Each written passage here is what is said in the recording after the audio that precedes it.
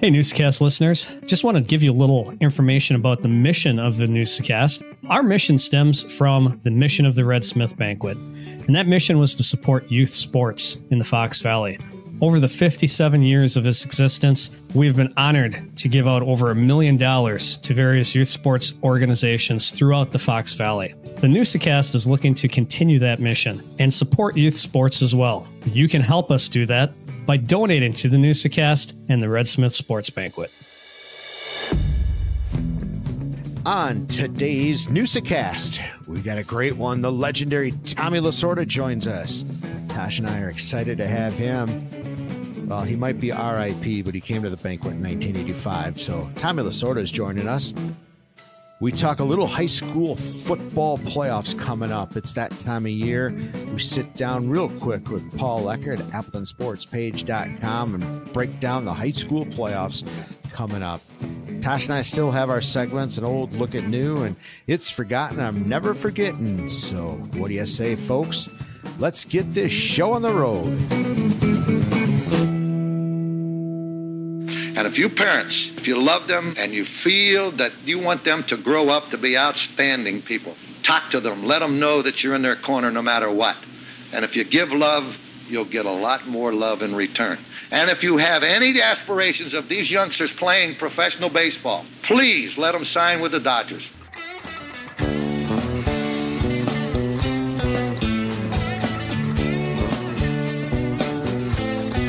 Welcome to the Newsa-Cast.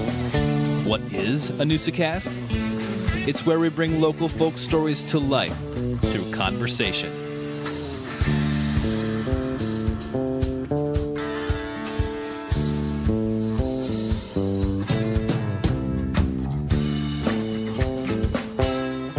All right, Newsa-Cast listeners, welcome to a special episode of the Newsa-Cast. It's going to be a little bit different this week, but we thought this was the way to do it with how baseball playoffs have kind of made their way to the final four teams, right, Joe? Oh, absolutely, Tosh. When you get Tommy Lasorda to come on the show, and the Dodgers are in the playoffs, heck yeah, we gotta shuffle some things up. That's the way we roll here on the Newsa-Cast. Yeah, as Joe's saying, we're gonna throw you an interview with Tommy Lasorda all the way back to. What year was he at the Red Smith? Tosh, yeah, it was 1985. It was incredible. We're having a little fun with it, but it's incredible. We discovered in 1985, Tommy Lasorda came to the Red Smith Banquet. We found that tape. Taylor, our editor, kind of cleaned it up. It's in great shape, and we're going to bring it to you. 1985 humor, and I've listened to it, Tosh, a few times, and it's, as they say now, it's LOL funny.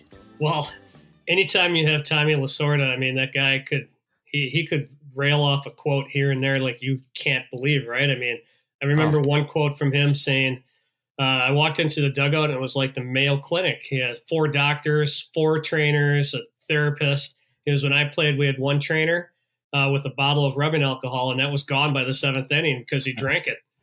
So, just incredible stories. You ever wonder, Tosh, why so many Italians are named Tony? Nope. Why? You'll find out. Tommy tells you. Incredible. You know, I think 85 was a few years before I started going to the Red Smith with you, Joe. So I'm sure, in 1985, we won't say where we were, but this is some pretty impressionable years. And I mean, the truth of the matter is Tommy and your dad formed a pretty good friendship out of this. Yeah, they actually did. We went and visited them a couple of times. I mean, it helped that Jerry Davis was and Dutch Rennard too. Yeah. And Bruce Fleming, all 3 of them are all Wisconsin umpires, and they all had ties to that. So right, we would go and visit Tommy every once in a while when he'd come through to Wrigley Field, and yeah, he was incredible, Tosh. Just R.I.P. to Tommy. I mean, he passed away, maybe within the last year, right? Or last couple of years, I guess. It's 21 or 22, I believe. Okay. Yeah. Time gets away, but man, he was one of the all times for sure. And you and I love a good manager umpire argument. And boy, Tommy is a top 3 guy to go toe to toe with an umpire in our books, I think. Yeah, he is up there with the Earl Weavers and the Billy Martins and the Lou Pinellas. I mean, they're all pretty classic, and they all got their feet dirty kicking dirt on home plate or whatever base, and yeah, they're pretty classic. Tommy versus mascots. I think he's got that one. He absolutely killed the Philly Fanatic. That's one of the all-time great clips. That is for sure. So yeah, we're gonna throw it back. You're gonna hear some, good classic Red Smith interview. It doesn't get more classic than that. And it's going to be a lot of fun. He throws it back to a lot of guys he's talking about.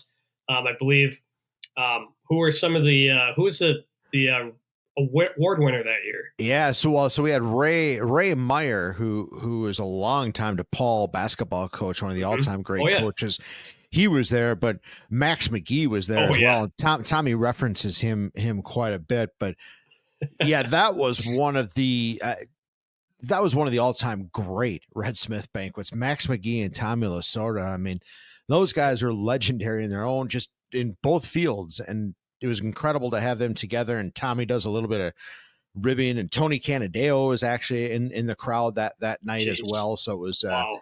Yeah, it was nuts. And that was at the old Country Air, and it's no longer, well, it's there, the building, but now it's, I think, storage units. I know, surprising we don't have enough of those around, but yeah, go from Tommy Lasorda in 1985 to storage units in 2025. Yeah, and a winter chicken dinner at the Country Air, right? Oh, such good chicken, Tosh. Mashed potatoes, stuffing. Yeah, that was back in the day. There's a bucket of beer on every table had a bucket of beer back in 1985. Brought to you by Miller Lite, I believe. Yeah, absolutely. You've got the time. We've got the beer. Some great classic commercials in those Miller Lite years as well. I believe Tommy was part of a couple of those. Yeah, Tommy, Uke. Yeah, a lot of those guys were. I mean, those were, that, truth be told, we were a big, if I can talk, Tosh, Miller Brewing Company was a sponsor of the Red Smith Banquet for a lot of years, and that was the heyday. And I can remember you could open up the little book of all the Miller Lite All-Stars, and you could pick them if their schedule matched. Miller would do everything in their power to get whoever in Appleton, Wisconsin on the third Tuesday of January. A lot of years. Tommy Heinsohn, and boy, we had a lot of the great ones. And boy, those commercials, Tosh, I think I can't think of many commercials that I like more than the Miller Lite All-Stars. I do like the fact that when we look at the modern time, Miller Lite's kind of going back to some of those types of commercials with Luke Wilson and JJ Watts in it, and you just had one with Posada and Ortiz. Those are some. They're kind of going back to the throwback of those commercials, and it's fun to see that. Yeah, why not? Right? Funny's funny. It doesn't matter what year. Absolutely. Well, we've talked a lot about Tommy. We just a little bit about what's going on here in Northeast Wisconsin. I mean, we are hitting the playoff run for pretty much all sports in high school. Yeah, this is a great time for high school sports. We have Paul Lecker from AppletonSportsPage.com on. We just, because we're in the hotbed of high school football up here, I mean, and like Paul talked about, there's a half a dozen teams up here that can win the state title each and every year. We're the powerhouse up here. There's some good teams in the South, but you got to go through the northern teams to get to Camp Randall. So we wanted to break that down. And Tosh, you're right. The Kimberleys, the West Appears, Appleton North for the 20th straight year makes the playoffs. I mean, it's time. Nina's playing fantastic football right now as well. Absolutely. They're all playing good football. So Paul breaks it down. What's interesting, he gets into, and I feel like I should have known this, and I guess he explains it a little bit better, is just how these teams make the playoffs, what record you need to get into the playoffs. So interesting stuff. And like you and I always say, if you see those lights on a Friday night, the game's going to be good. Yeah, and we're looking at other sports as well. I believe soccer will be starting coming up next week, and girls and boys volleyball also be looking at their playoffs. So everything's kind of wrapping up here for the fall. And we have a nice little playoff stretch here where we get to see some of the best athletes in the state playing right now. Yeah, absolutely. Great time for high school sports, and the weather has been, keep our fingers crossed, the weather's been fantastic. I said, Tosh, I retire from officiating, and there's not one bad Friday night. What the heck? You're absolutely correct. It's been beautiful. So, and this Friday looks to be just as nice as well. So sorry, Joe. No, that's all right. That's all right. I don't miss it, Tosh. And, speaking of nice and on fire, how about the Packers? I know we don't talk much NFL on this, but boy, oh boy, they're playing some good ball too. Yeah, it looks like some of that rust is shaken off, and they're starting to click. Both defensively and offensively. It's pretty incredible. It's good to see.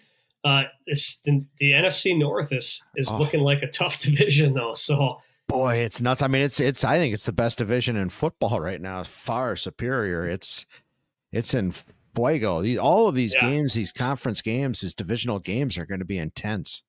Yeah, and they're going to be tough. I mean, Detroit's playing fantastic. They just dismantled the Cowboys. Yeah, they really did. Unfortunately, they lost their star edge rusher and Aiden Hutchinson. Yeah. I didn't see exactly, but I knew he went into surgery right away for the broken tibia. So that's unfortunate for them. He's a fun player to watch for sure. But good teams find a way to fill those gaps. And if Detroit is going to fill that gap and be the team that they can be, it's going to be tough sledding in the NFC North for all the teams, including the Packers. Obviously, you wish the best of recovery for that young man because he is an incredible player and he's a lot of fun to watch. Yeah. Even though he's on the Detroit, I'd like to see him. Wish he was with the Packers, but still fun player to watch. Yeah, no doubt. No doubt. And the Brewers streak is still intact right now. Yes. The Mets dismantled the Phillies. So the last 8 or 9 times the Brewers have gone to the playoffs that the team has gone on to either win or be in the World Series. Yeah, that's incredible. It's incredible. As you and I record, the Mets beat the Dodgers, so it's 1-1. Yeah. I know they're going to play one time here after we record and before this episode drops. So I don't know how they stand, but Team of Destiny, Tosh, Team of Destiny, it's appearing. You know what? Teams tend to get hot when they play the Brewers for some reason. Don't know why it is, but they do. And as a Brewer fan, I hope that this streak ends because I'm sick of the Brewers losing in the first round and then that team going on to win the World Series or be in it. I want the Brewers to be in the World Series. I know. Give us some excitement for a few more months. I know. A few more weeks, I should say. 1982 was so long ago. Yes, it was. Absolutely. So, yeah. But other than that, anything else, Joe? Nothing too exciting, Tosh. I know I wanted to shout out Appleton Downtown Incorporated. The farmers market came to an end this Saturday, and that was made it down there a few times this year, and it's just one of the all-time events every Saturday. It's incredible the amount of people, the vendors, the layout, the weather. It was all there this year. Yeah, they had a good stretch, so that's always fun. And there's lots of good events coming up from Appleton Downtown. I mean, they have a craft beer walk coming up. They just had the soup. I think the soup was just this weekend as well. So lots of good things. They do a great job all year and try to get people to downtown, not just during the summer, but all year round. Yeah, definitely. It's right. There's stuff, the holidays coming up. There's tons of stuff. It's definitely year round for sure. And then, so much music now indoors at all the different venues coming up. I mean, Appleton Beer Factory, it seems like every other week is announcing a new show. So yeah, I have to go on and look at their schedule because I keep missing all of these good bands that are coming through. Yeah. And then, the Kitchen Dwellers are coming to Poplar Hall, which is going to be a fantastic show.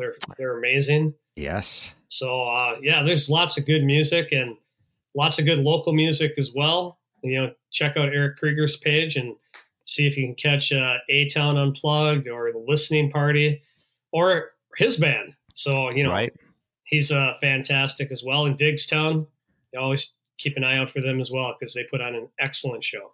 Definitely. We tried to, too, on the Newsa-Cast web pages or social pages, I should say. We try to like those guys. I know I've caught a few of the shows here, and I try to post those when I get to go. So, yeah, keep it's live music is alive and well. High school football is alive and well, and we're chugging along, and I think it's time for an old look at new. Sounds like a good plan. It's that time again, once again, for an old look at new. Brought to you by Raleigh Winter and Associates, celebrating 55 years. Did you know that in 1962, an Appleton junior high school teacher with a strong work ethic started a residential realty company? His name, Raleigh Winter. 3 generations later, the Winters still hold true to a strong work ethic and an excellent reputation in the community. Today, Raleigh Winter and Associates remain actively involved in providing retail, office, and industrial users an affordable, well-designed working environment through the creation and/or acquisition of quality real estate in the Fox cities and even beyond new. So what do you say? Let's take an old look at new.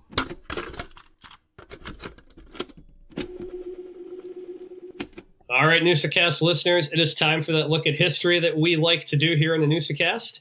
And I'm going to throw it to Joe right away. Joe, what do you got? What are you looking at this week? Well, Tosh, we talked about it. The Packers are on fire right now. They seem to be heating up. And the same could be said in 1983, Tosh, October 2nd, 1983. In fact, the Packers absolutely punished the Tampa Bay Buccaneers by 49 points. They scored 35 in the second quarter, Tosh. And they routed the Tampa Bay Buccaneers 55-14 in 1983. Phillips, 90-yard kickoff return to open the game, and it was on. The defense was on fire. Mike Douglas recovered a fumble for a 35-yard touchdown run. John Anderson, 27-yard interception return, and yeah, they just absolutely demolished them. Lynn Dickey was a whopping 10 of 15 for 267 and 3 touchdowns. So it was the day for the Green Bay Packers that day, and like always in the 80s, it didn't end well for the Packers, but that particular day, the Pack was back. Tell you what, Lynn Dickey, one of the most mobile quarterbacks there ever was. That's right. That's right. We were talking injuries. Injuries. Dickey had some injuries as well. A broken leg to end, I think, a Rams game one year. Last play of the game, bust your leg. But he didn't move very well. But no, neither did his backup, David Whitehurst, who, boy, couldn't hit the broadside of a barn. Those are some days. Yeah, the memories. They came across. I have to thank the Davenport Press. I don't know how I'm friends with him on Facebook, but I saw they posted a recap of that game. I thought, you know what, doggone it, I was at that game. That was fun. That was fun. Back in the old, what were they? The NFC Central back in those days when Tampa Bay was a part of. Packers played Tampa Bay twice a year, every year. Wow, there you go. The golden days, Tosh. Well, that's my old look at new. Tosh, how about you? What are you taking a look at? Well, if there's one thing that Wisconsinites love, it is a good county fair. Oh, yeah. And, there's all kinds of them around here, but we're going to go all the way back to October 16th, 1850. October 16th seems to be a late date for a county fair, but that was the Walworth County Fair in Walworth County, down in the Delavan area, Janesville area. Right. That is the oldest county fair on record in Wisconsin. Wow. So, yeah, all the way back to 1850. Do you think it was so late just because the harvest? Well, the harvest wouldn't have even been done. Yeah, I don't know. Because, most of our county fair, late county fairs now are like the end of September. Right. So I don't know at that time. Maybe they just decided to celebrate the season and celebrate the end of the growing season. I don't know. I haven't really looked into why it was like that, but yeah, they had it October 16th, 1850, the first county fair on record in Wisconsin. Yeah, I love it. I love a county fair. You got to love a good county fair, a little, fried food. Yeah. And see all the kids with their animals and everything else. It's always a good time. A little corn dog, Tosh. Feel like one of those. Excellent. So yeah, that's my look, Joe. Who's it brought to us by? Oh, you caught me, Tosh. Yeah, our good friends at Raleigh Winter and Associates. Give those fine folks a call if you're looking for commercial real estate. And we appreciate the fact that they sponsor and present the Old Look at New.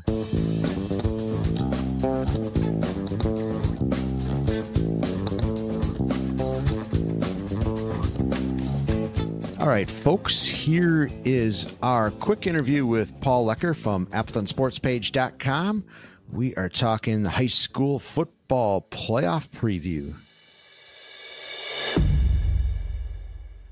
All right, recurring guest is back. Paul Lecker joins us from AppletonSportsPage.com.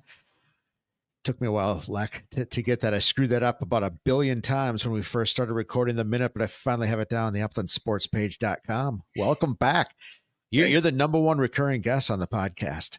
Really? Interesting. I think so. We don't have many, but something we should do. Definitely, recur.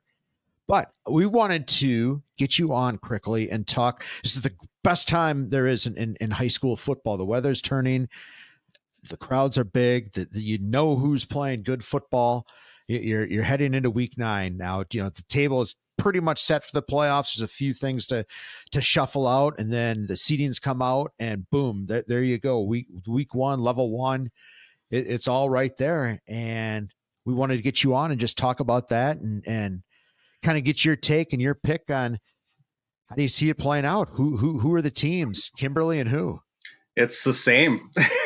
I mean, I kind of went through the rankings and the standings and stuff today, and it's the same group of teams. Franklin, Milwaukee, Marquette, the 2 teams that played for the D1 title last year, are both really good again. Kimberly obviously is really good again. Division 2, Kaukauna and West De Pere look like they're probably going to match up at some point. It's kind of amazing, isn't it? Because it's weird, and this happens with the rules too. It starts in the NFL. So, a lot of times you have just a handful of teams that are good, and then college football, and that's certainly the case, right? I mean, all these teams are shuffling.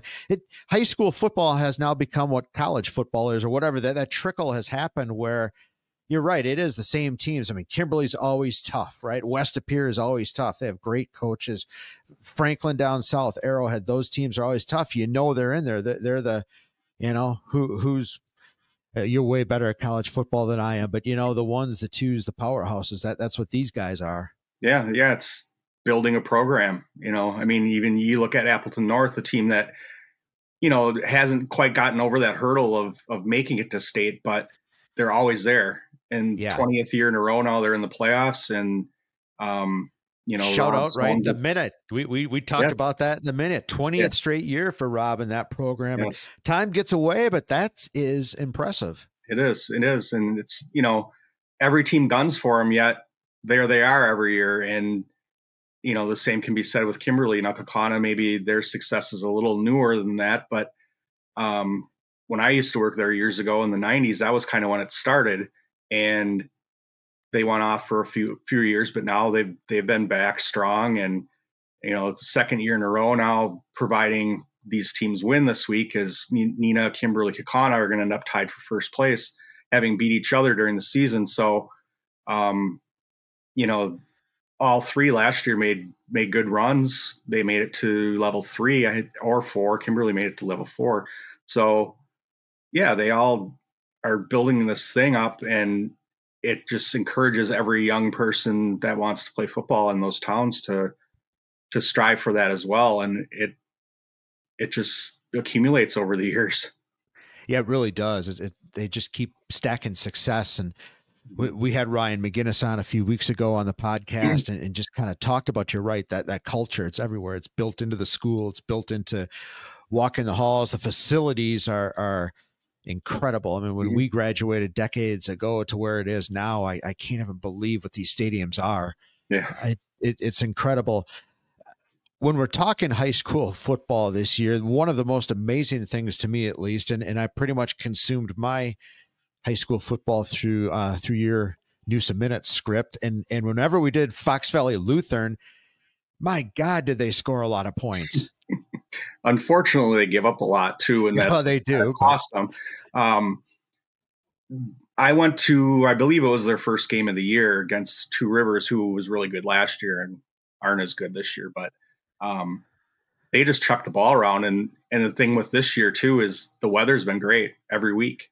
Yeah, I've noticed too. I mean, Appleton West is chucking the ball around.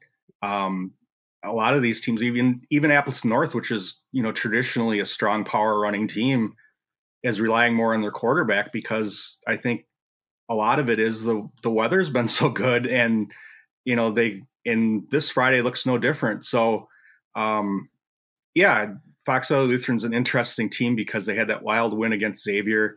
They lost a couple excruciating games, either in overtime or the last couple minutes of games, and they have to win this week to even get into consideration for the playoffs. I was looking through. So there's a 224 team field, 7 divisions of 32 teams. If you're over 500 in your conference, you're automatically in. And the way it's looking right now, there's probably going to be up to 30 spots, maybe even as many as 35 unfilled, which means all the teams that go 3 and 4, or in some cases 3 and 3, there are some conferences that only play 6 games, are going to be under consideration. Fox Valley Lutheran can be one of those teams if they can win this week. They play at Shawano, and it's a team that they on paper should beat, but we'll see. And it'll be interesting because they're a team, they could put 500 yards up on you no matter who they're playing, and they've shown that. And go into the playoffs at 3 and 4 in your conference, but still able to make a game of that first one. Is it wrong of me, Leck, to my first thought when you say Shawano football, their coaching staff wore jeans? Really? It's just an oddity. Yes. That always stuck in my head, that, dude, you can't say anything. You're wearing jeans on the sideline. It just doesn't seem right. So you finish. I guess I kind of knew that, but not for sure. You went 500 and you're basically in the playoffs in high school. Correct. With the realignment that they do now every 3 to 4 years, they try to make it so you have 8 teams in conferences. So you're playing 7 conference games. You finish 4 and 3, you're automatically in the playoffs. Now, since I guess the mass exodus has started in 2020 with COVID year, and then beyond, a lot of small rural schools have gone to 8-man football. Right. That's taken away the number of teams, which precipitates this constant reshuffling of conferences. But it also, they haven't reduced the playoff field. So they still need teams to fill the playoff field. And now, instead of there being 20 8-man teams, there's over 50. So simultaneous to that. So you're right. The teams that used to be in this bracket are now playing 8-man football. That's a separate bracket. Right. And they still wow, that's interesting. Why do they do that? Why would they have not? They have not reduced. I think if this continues and it gets to, say, 80, 90 teams, WI seriously has to consider dropping back to 6 divisions for the playoffs. Yeah. Now, I mean, their thought is, this is the only sport that you have to qualify to get in the postseason, right? Every other sport, every team's in. Every team sport, and every individual gets to go to regionals, sectionals, whatever. Football is the only one where you actually have to earn it, say.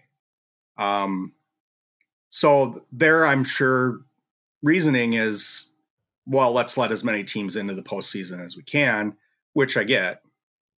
It also creates a lot of 63-0 games in level 1. So right.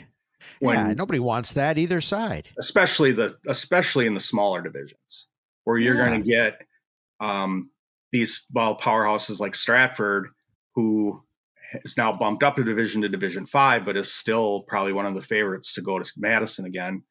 They're going to play a 3 and 4 team in their first game, and it's going to be over in the first quarter. And yes, you're giving that team a chance to play in the postseason, but to do what?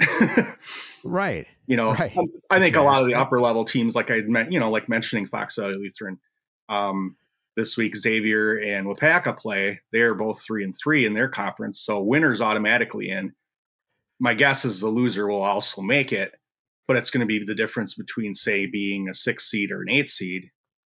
And those teams can probably still compete because they have, bigger rosters, bigger teams. Some of these teams that are 3 and 4 in these really small school conferences, they're struggling to get those 3 wins. And, to have to play some team that's 9-0, I'm not sure how great that is either. So I'm always intrigued by West Appear. I've always respected that program, the old Coach Batten, and now you've got Grayson in there. What's your, have you seen that team at all? I mean, they seem to be as good as usual and always competing for a state title. Yeah, I've seen highlights of some of their games. This last week against Bayport was quite crazy. I saw at the end. Yeah. I guess and Bayport, how are they as well? Well, Bayport is Bayport. They're another one of those teams, like we mentioned in the beginning. They're always good, and they have been for 25 years. Yeah, and they'll be in that mix too. But West Appear, I think they made a big run last year, and Kaukauna, I think Kaukauna got them in level 2 in a really close game. I would assume they're going to be in that same bracket, Division 2 bracket. I guess if they both win this week, I wouldn't be surprised if they were the 1 and 2 or at worst 1 and 3 seeds in that bracket. My guess is they meet to go to Madison. That's what I'm guessing. Whoever will win between them will make it. That'll be a heck of a game. I mean, those level 4 games, honestly, the level 3 and level 4 games typically are. I've always come across, the level 3 games I think are usually the best. And the reason why is because the way they set the brackets up are regionally as much as they can, right? Right. And the 2 teams closest regionally are usually the 2 best teams, obviously, in that area. But sometimes you get, especially I think it comes more across in the smaller divisions, the difference between the northern half of the state and the southern half of the state. With some of these small schools, the northern teams are much better. And some of those level 4 games have been as big at blowouts as level 1 games. Yeah, you're right.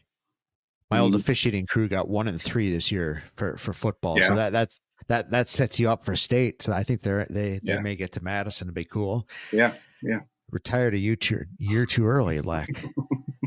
Yes. Yeah. I think that you get those level 4 matchups in Division 1 and they're usually epic. I mean, they've had so many great games with, Kimberly, I think Kimberly, Bayport, Marquette, Franklin lately. You have other teams down there, Mukwonago. Those teams are always in the mix. Wanakee is always Wanakee is back in Division 1 preliminarily now. They've been ranked. Shout out Judd Genda. They've been ranked in the number 1 Division 1 rankings all year. So I guess they're projecting them to probably end up in D1, where last year they were D2. So they'll be in that mix too. Yeah. And those teams down there, that bracket, if it's set up really geographically, you could have a state finals quality game in level 2. Boy, gotta love it. Gotta love it. Yes. So you have a suitcase full of money. You're off to Vegas, hypothetically. Who level 1, level 2, level 3? Who are you sprinkling some powder on? I think like we said before, it's those same teams. Kimberly's going to have a tough time getting up to Madison. I think they're going to have, not that they can't. Like I said, I think West Appear and Kaukauna, whoever wins that game, will, whether they play in level 3 or level 4, probably level 3, I would guess. Whoever wins that game, I think, goes to Madison for sure. In central Wisconsin here, Stratford is loaded. They're so good. Even though they are bumped up to a division to 5, La Crosse Aquinas, who's going, I think, for their 4th title in a row, is bumped up to Division 4, so they don't have to worry about them. I don't see them having a tough time at least getting to Madison. It's hard to say who you play when you get there. But yeah, I mean, the thing with the playoffs too is that these conferences, you never know who's strong and who's not, right? You get, Right. Fox Valley Association has proved this year after year. The computer ranks these teams according to their record, who they beat. Well, that still doesn't even really matter when, 2 years ago that Appleton North was barely made the playoffs and they made it to level 3 because the Fox Valley Association is just way better than the Big Rivers Conference was that year. Right. And they got matched up, with Chippewa Falls and those teams from over there, River Falls, and beat them. And, I think the Fox Valley has that with that conference and the Bay Conference. And then the Northeast Conference is really strong too with Freedom and Wrightstown, and Wrightstown made state last year. So I think both of them have good shots as well.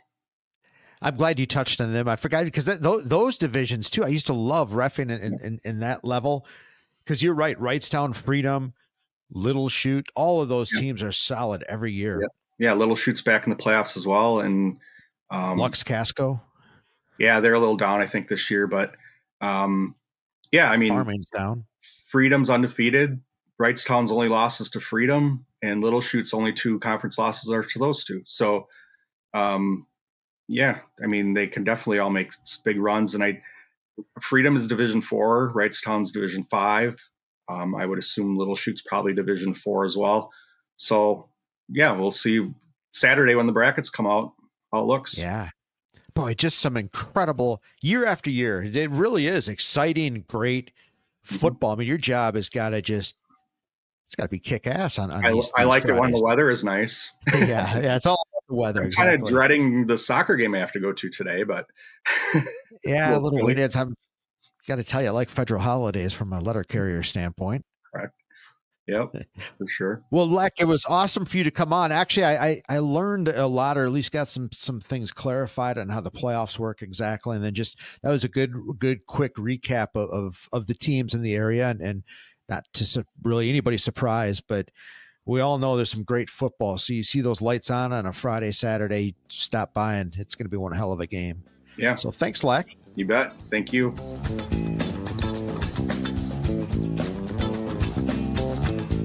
Hey, Newsa-Cast listeners, help us grow by subscribing wherever you get your pods or sharing the Newsa-Cast.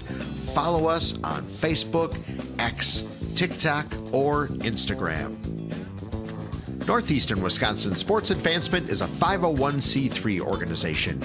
Our mission is to raise money, provide support, and bring greater awareness for youth sports organizations in Northeast Wisconsin. We do this primarily through the Red Smith Sports Award Banquet and the Newsa-Cast. Each year, we give back to the community through 3 initiatives: the Every Kid Plays Grant, the Gives Back Initiative, and scholarships to student athletes.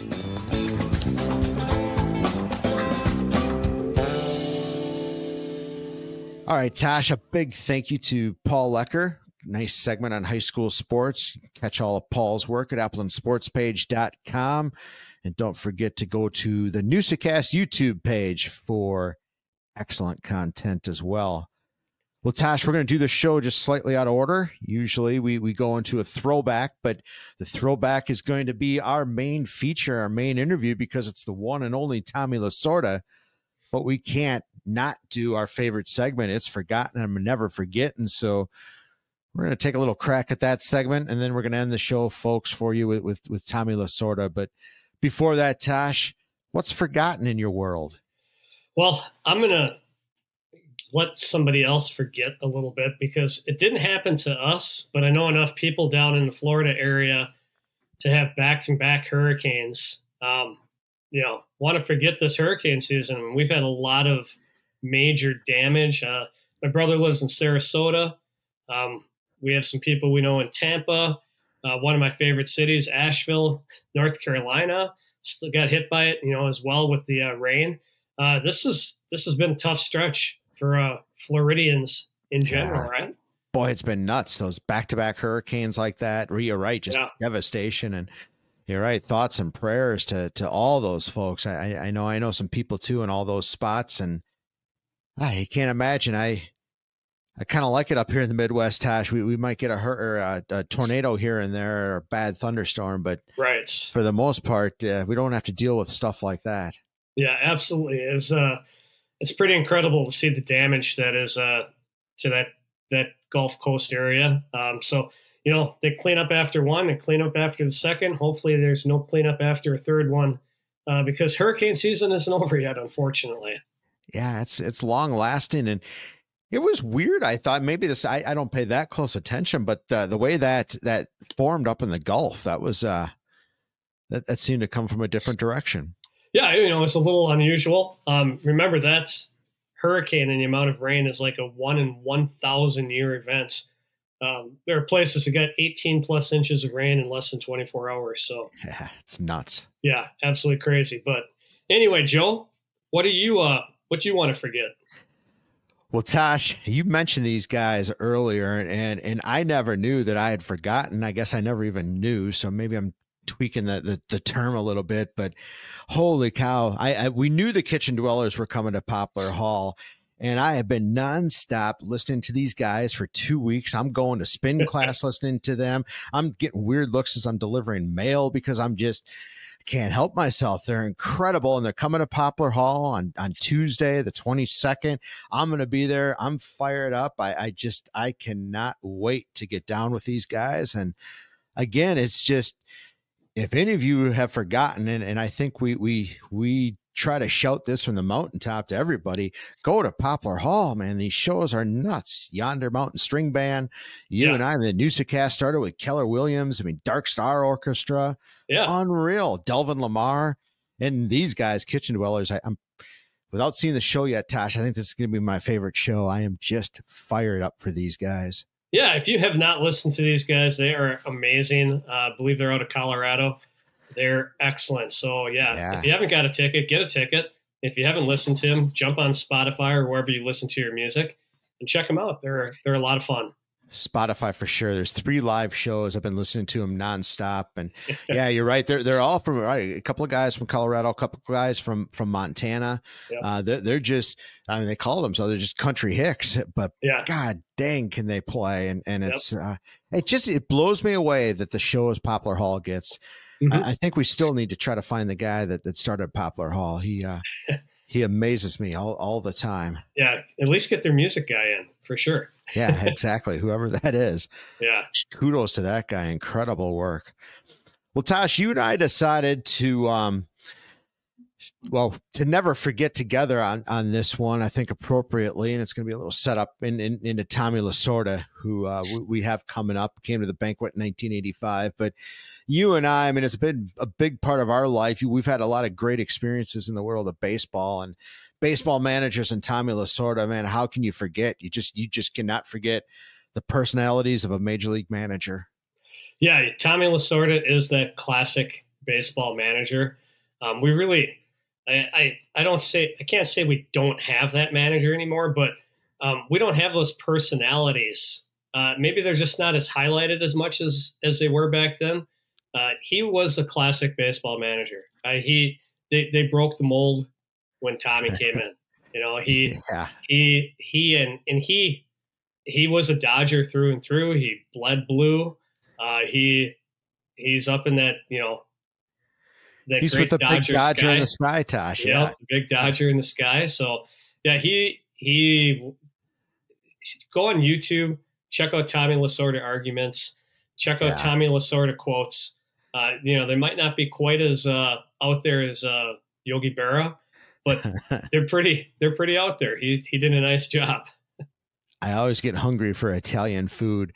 Quick story of Tommy Lasorda. You and I were talking before we recorded, and Tommy and my dad kind of developed a little bit of a relationship. We would go down and visit Tommy when he came to Wrigley Field, and I always remember an hour before the game, we went up into the Dodger clubhouse in Wrigley Field, and in the manager's room, there's a huge spread of linguine and mastacholi and just like containers full of Italian food an hour before the game. There's Tommy and Joey Amalfitano as third base coach. They're crushing Italian food and then going out to be a big league manager, I guess.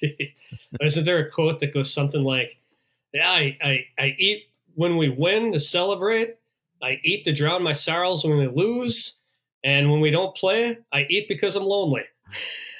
Tommy says it, Tosh. Yeah, it's it was something like that. Not quite right, but something like that.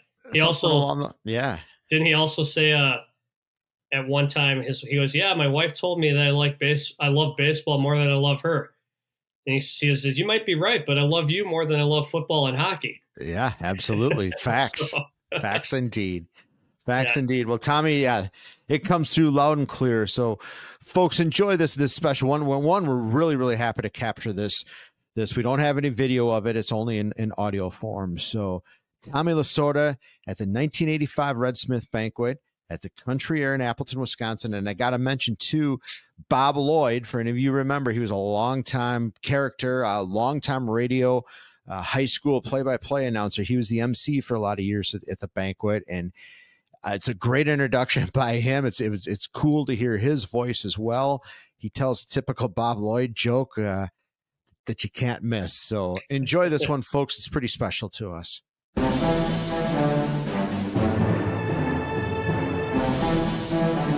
Red Smith Sports Awards. Banquet Throwback.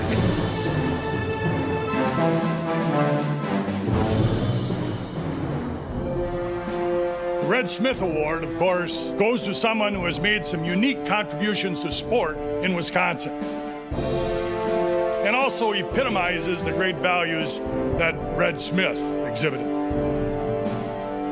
Let's give a Red Smith welcome. Now it's my privilege to introduce our speaker, three-time National League Manager of the Year. He completed 35 years in the Los Angeles Dodger organization this season, recognized as a winner throughout the baseball world. In his 8 years since he succeeded Walter Alston as the Dodger skipper, Tommy Lasorda has guided the club to 3 pennants, a division title, 1 World Series championship. In addition, he's been in uniform for 6 of the 8 Major League All-Star games during his tenure in Los Angeles. Tony Kubek said to me, "This guy's funny." I told my wife, she said, "Bob, put on your Depends before you come out there tonight."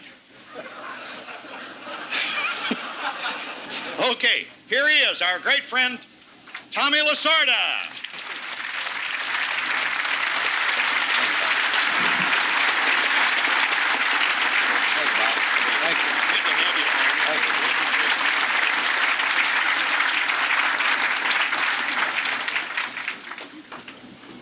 Thank you, Bob, for that wonderful introduction, and thank you, ladies and gentlemen, for the wonderful reception. Your honors, honored guest Max, Coach Meyer, distinguished guests at the dais, ladies and gentlemen, and a lot of future Dodgers in here tonight. I am really impressed, as Coach Meyer said, about the tremendous turnout here this evening. I am very, very happy to be here. I'm very happy to be in Appleton because it gave me the opportunity to see some people that I haven't seen in a long time. Joe Hauser. I played for Joe in spring training in 1949, and this is the first time I've seen him since then. What a tremendous man.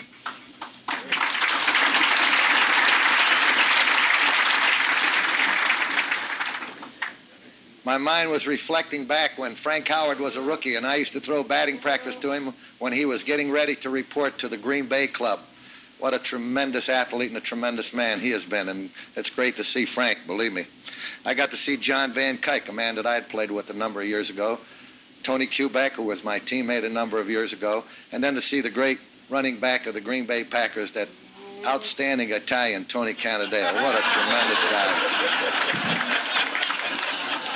You know, everywhere I go, I always meet Italians named Tony. It's really amazing. And I often wondered why there were so many Italians named Tony. And then I found out that when they shipped them from the old country, they tattooed and stamped on their forehead to New York.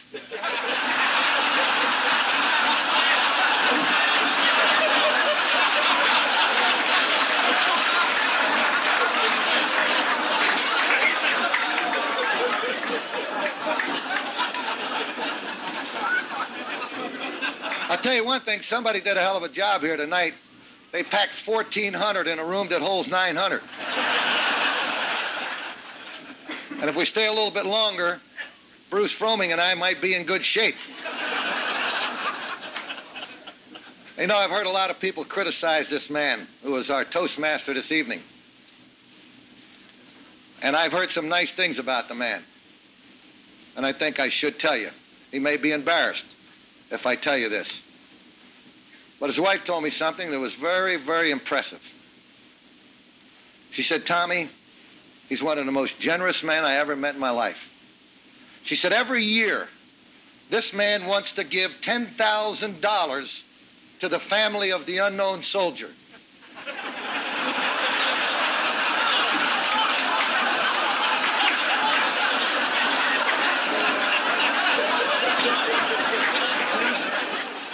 And he still has the checks to prove it.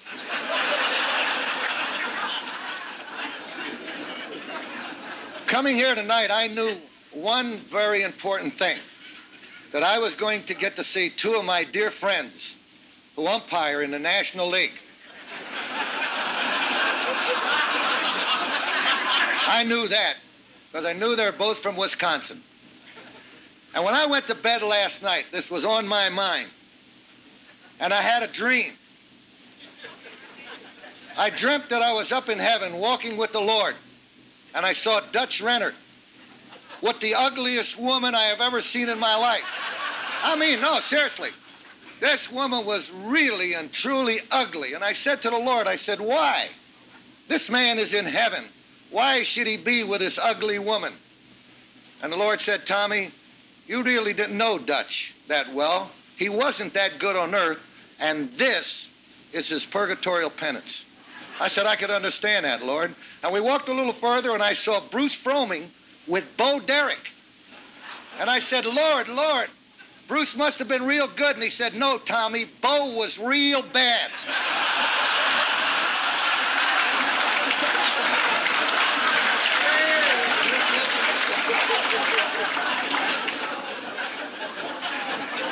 I didn't mean that, Bruce. Believe me, I swear it was just a joke. Boy, this guy will get me this summer. You talk about a referee knowing what you're thinking. This guy knows what I thought the day before of him. But they're great guys, and they're from Wisconsin. And I want to say really nice things about them. Look at Bruce. His wife told me that not too long ago he went to the family doctor and said he needed help. Needed something to improve his sex life, and the doctor said, hey, Bruce, he said, that's not nothing. He said, have you ever tried jogging? Bruce said, no, sir. He said, jog 3 miles every day. He said, do that for 10 days and then call me and let me know how things are. 10 days later, he got on the phone and he called the doctor. He said, Bruce called, and he said, well, did you jog 3 miles every day? He said, yes, sir. He said, did it help you? He said, how the hell do I know? I'm 30 miles away from home.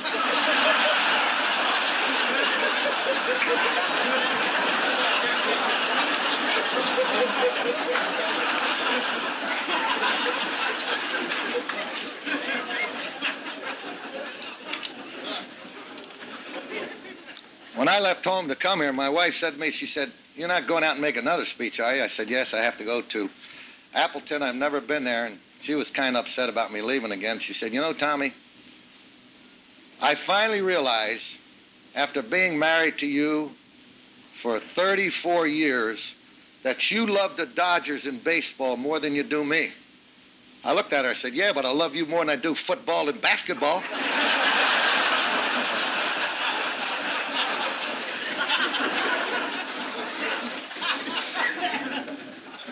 And I honestly believe this, that if God had planned for me to be a high school coach, I think that I would really concentrate on the youngsters playing for me to try to impress upon them how important it is for them to get a college education. We all need that today, as we know. And if a high school coach, he must put those things before winning. And I think if God had planned for me to be a college coach, I think my objective would be to try to impress upon the youngsters who are playing for me to prepare themselves, get a good education, and prepare themselves for the way of life. Because when they get out into our world, if they are not totally prepared, they are going to have a tough time. But when you are a manager of a Major League Baseball team, you can forget those other two philosophies. You got to win. And if you don't win, you're gone. And to tell you how bad I want to win, a couple of years ago, we were playing in Cincinnati. I got up Sunday morning and I went to church. And who came in and sat right next to me but John McNamara, the manager of the Cincinnati Reds. Now I looked at him. Now I knew why he was there, and he knew why I was there. And at the conclusion of the Mass, we walked out the center aisle together. And as we approached the front door, John said to me, "Wait for me outside, I'll be right out." Well, I thought that was a little strange. So I watched him. And he went over to the right side, and he knelt down, and he lit a candle. And instead of me going out, I went over to the left side of the church. I went up in front of the altar, and when he left, I went down the right side and blew the candle out.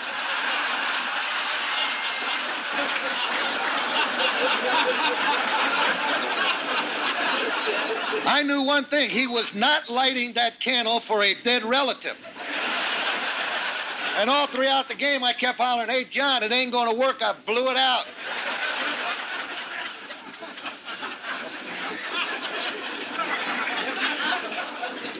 And a couple of years ago, I was fortunate enough to be invited to the White House for a lunch with the President of the United States. And I couldn't believe that I was sitting here, this third-string pitcher on a Norristown High School baseball team, and a son of an Italian immigrant was sitting next to the President of the United States. And I said, "Oh, God, if only my parents could be here to see this." And at the conclusion of the luncheon, Larry Speaks, the press secretary for the President, came to me, and he's a friend of mine. He said, "Tommy, would you do me a favor and open the briefing with the White House press?" And I thought what an honor this was, and I did. And the first question that was asked of me was by Sam Donaldson. And he said, "I understand you had lunch with the President today." I said, "That's right." He said, "I also understand you sat right next to the President." I said, "That's right." He said, "What did you and the President talk about at lunch?" I said, "We spoke about economics." He said, "Wait a minute, you a manager of a Major League club and the President spoke about economics?" I said, "That's right. In fact, I told the President the story about the man who had gone to New York to the Chase Manhattan Bank, and he was causing a great deal of disturbance. He wanted to see Rockefeller, the President. And not to have this nuisance, they ushered him up to the 28th floor to Rockefeller's private office. And he said, "What can I do for you?" He said, "I want to borrow $1,500. Of course, he laughed, and he said, "Take him down to the small loans department." They took him down there, and they said, "What can we do?" He said, "I want to borrow $1,500. He said, "What do you have for collateral?" He said, "Here's the keys to my new Mercedes-Benz sitting in front of the bank. Here's the owner's card. If I don't bring the $1,500 back in a week, you keep the car." Naturally, at a successful bank, they gave him the $1,500. A week later, he came back and gave him the $1,500. He said, "Wait a minute, sir. We have run a thorough investigation on you, and we discovered that you're one of the wealthiest men in the United States. Why would you want to borrow $1,500? He said, "What was the interest for the week?" He said, $17.50. He gave it to them. He said, "Look, we're confused. Why would a man of your position and wealth want to borrow $1,500? And the man looked at him, and he said, "Where else could a man park his car in New York for 1 week for $17.50?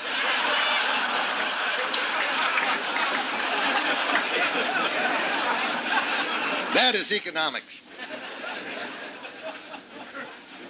You know, Ron was mentioning about players getting $1 million a year. I had a little left-hand pitcher that came out of Echuaquila, Mexico. And the guy said to me, he said, "Tommy, if you were general manager of a club, would you want to give a pitcher $1 million a year?" I said, "Sure. But I'd first take him down to the 3-minute car wash. I'd give him a ball and tell him to throw it through there. If it came out dry, he can have the $1 million."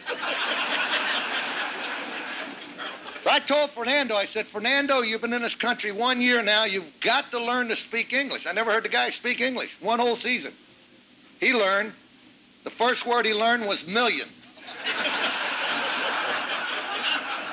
There's a guy that came from Echuaquila, Mexico. It only happened in a great nation like this.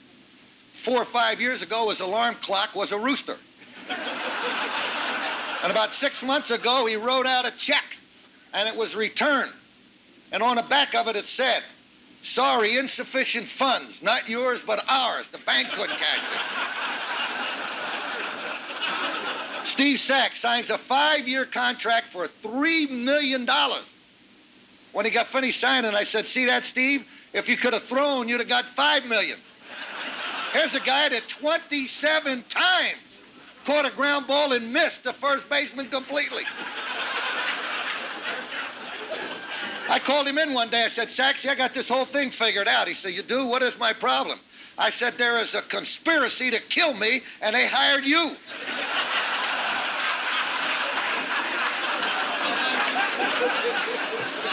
The guy asked me, he said, how'd you get him to quit throwing badly? I said, we're working out in St. Louis. I took him for a walk around the track. I said, Saxy, let me ask you a question. How many guys are walking the streets of this great nation that can hit 280 in the major leagues? Not many, right? He said, right. I said, you're hitting 283. How many guys are walking the streets of this country that can steal 50 bases in the major leagues? Not many, right? Right. You got 37 stolen bases, you're sure to steal 50. But how many people are walking the streets of this country that can throw the ball from second to first? Millions. In fact, there are 10 million women that can throw the ball from second to first. And this guy's having trouble. And then I knew when I was in real serious trouble when Guerrero was struggling at third base. And I called him in the office one day and I said, Pete, what's going on? What's happening to you? What are you thinking about, Pete? What's going through your mind before the pitcher throws the ball? And naturally, we teach them to anticipate that every ball is going to be hit to them. And when it is hit to them, they react. And if it isn't hit to them, they have nothing to do with it. And I thought that's what he was going to tell me. I said, what's going through your mind, Pete? And he said, I tell you what goes through my mind.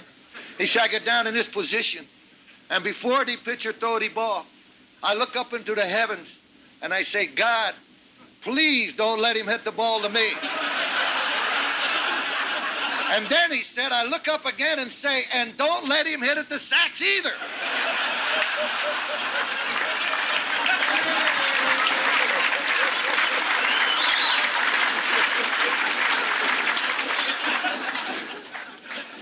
But next year will be a little bit different.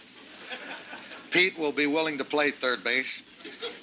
Imagine I had to go to the Dominican Republic 3 weeks ago and try to talk him into playing third base. He makes $1,400,000 a year. I said, what they're paying you, you should sweep the stadiums up after the game. And I got to beg him to play third base. But he will play. And we will return. You could rest assured of that. To paraphrase the words of a great general, great leader who once said, we will return and the Dodgers will return. You can bet on that. If you have any sporting blood within you, take all your family jewels to Vegas and bet it on the Dodger blue. But I'll tell you something. That Blue Smith must have been some kind of guy.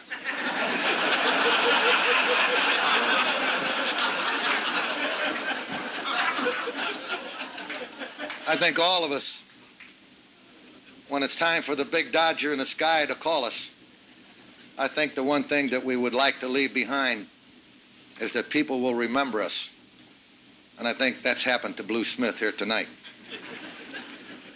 The two people that you are honoring, tremendous people, tremendous athletes.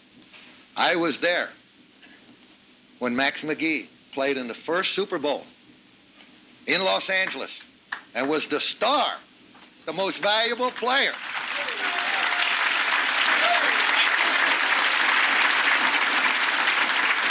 I didn't see too much of the game because I was sitting up so high that when that guy with the blimp went by, I gave him a high five. But Max was a great football player, and as they say many times, and he says it, you know, they remember for the things that he did as far as curfew was concerned and never failed to recognize that this man played in the NFL for that long and did a tremendous job. And you know something, that is a tremendous accomplishment to play in the NFL for as long as Max has. And to think he did it without being in real good shape. That's even tougher. That's tough to do. Hey, that's tough to do. Tony will tell you anybody can play that long in great condition. But to accomplish it like Max did, he should be in the Hall of Fame. But we all recognize his contributions to football and what he's done for the Packers. And tonight, this is the only way to tell him how we all appreciate him and this wonderful, the magnitude of people that come out and pay respects to you, Max. You deserve every bit of it. Really proud of you.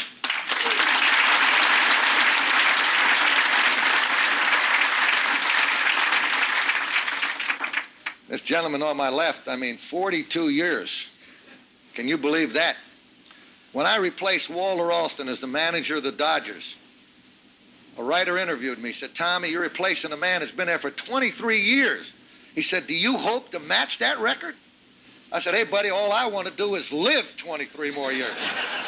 This guy coached for 42 years. Could you imagine what a wonderful wife he must have? My wife couldn't take it that long. It's been tough on me.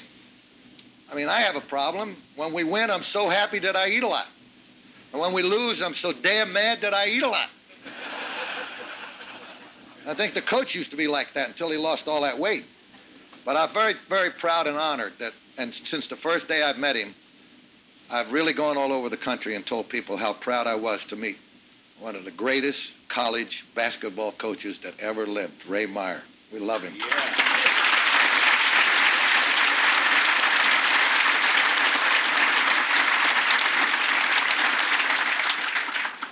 And to all you people tonight, you should be proud of yourself, really. Because when you come here for an occasion of this nature, you pay hard-earned money to come, but more important of all, it's for a tremendous cause. You're helping youngsters. And to know that these youngsters are getting an opportunity to perform on the athletic fields and not running around the streets and doing the things that we don't want them to do. You're making it possible for them to enjoy that. You are giving them an opportunity to play sports. And sports, to all of us, is the common denominator for so many things. It affords them the opportunity of getting an education. It teaches them how to get along with their fellow teammates. It teaches them how to follow orders. And whatever they learn right here and now, we don't know how many of them are going to go on to become professional athletes. That's not the important thing. The important thing that these youngsters here are learning what it's like to be good, decent human beings. And that will carry them for the rest of their lives. And you have made it possible by being here tonight. And when you go to bed tonight and you lay your head down on your pillow and you thank God for all the good things he's given you, you can be especially happy because tonight you did something special for some youngsters. And there are many youngsters here tonight, and I would feel remiss if I didn't take the opportunity for just a moment. I came a long way to tell them that it's very, very important to get their college education. And education is something that is very, very important today.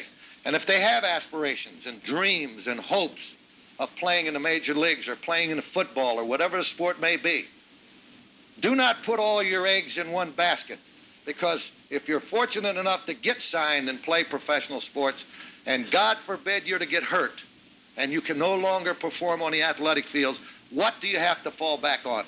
Absolutely nothing, and you will struggle for the rest of your life. But your education is something that no one can take away from you. And if you bear down now, and you realize how important that is now, when you get out into our world, you will not look into that mirror. And there are two people you can never fool when you look in there, and that's yourself and God. You'll never look in there and say to yourself, how far could I have gone if I had really given it everything I had? And if you didn't, you will never know. And if you did, you'll be happy, you'll be successful, and you'll be a wonderful person. So that is the thing that I feel that is very, very important about this entire evening. Outside of these two outstanding people being honored are the youngsters here tonight. And if you parents, if you love them and you feel that you want them to grow up to be outstanding people, give them the love that they need. Put the arm around them when things are going bad. Talk to them. Let them know that you're in their corner no matter what. And if you give love, you'll get a lot more love in return. And if you have any aspirations of these youngsters playing professional baseball, please let them sign with the Dodgers. I'm serious. Because, I'll tell you why. Because the word Dodgers is synonymous with baseball. If someone were to come to you and says, hey, I'm with the Padres, you'd say, when'd you become a priest? Or if someone comes to you and says, I'm with the Indians, you say, what reservation are you from? Or if someone comes to you and says, hey, I'm a twin, you say, where's your brother? Or if someone comes to you and says, I'm a cardinal, you pat them on the back and say, work hard, next step is to be a pope. But when someone comes to you and say they're with the Dodgers, you know they're in the major leagues. Mrs. Smith, God bless you, and thank God for all of you.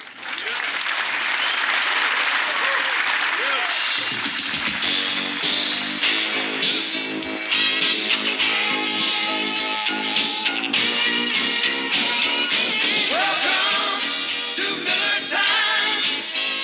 It's all yours, and it's all mine. Bring your thirsty self right here, the rich, smooth taste of Miller.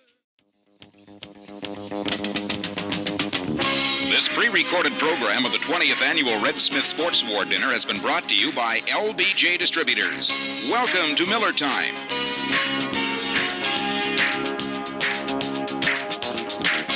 We want to thank Banquet Committee Chairman Danny Ornstein for granting WVMS exclusive broadcast rights of this year's entire program.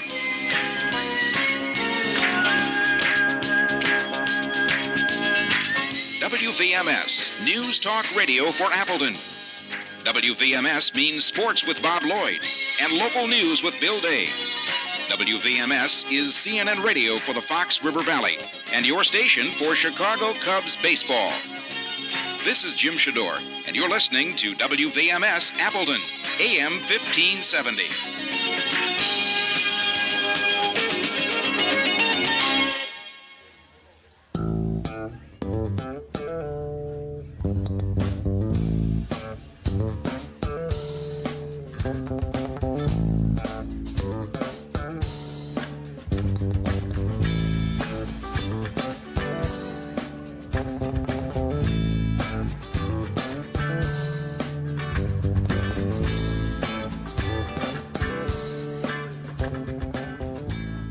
Thank you for listening to another great episode of the Newsa-Cast.